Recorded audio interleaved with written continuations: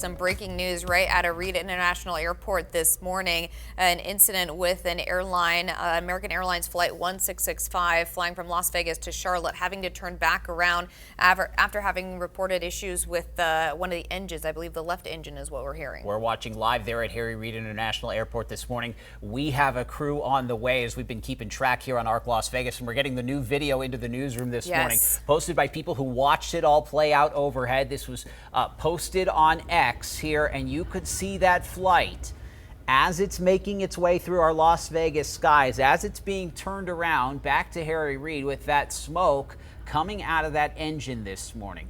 We're working to figure out more from airport officials, but as we've been talking about here, 165 passengers on board that plane. We are even getting some calls into our newsroom. This happening just before 8 a.m. I believe the time was 8:20, but viewers calling our newsroom reporting a loud booming sound and then seeing that smoke coming from one of the engines. And you can see, as you mentioned, Evan, over the Las Vegas skyline. Again, the plane did land safely right back at Reed International Airport. No injuries have been reported, but this is something we're going to be following up on all day. This is that American Airlines flight headed to Charlotte, North Carolina. We did get a statement from the FAA because we were asking about this one specifically, asking about this flight. They say this is all preliminary and a lot could change, but they told us that this American Airlines Flight 1665 returned safely to Harry Reid International Airport.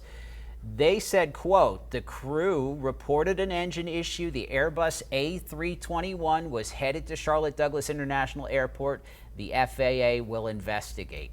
We'll be keeping you updated. Stick with us for more information. We're, of course, reaching out to American Airlines to find out more on this situation. And you can stay updated on news3lv.com as well when we are not on air here on ARC Las Vegas.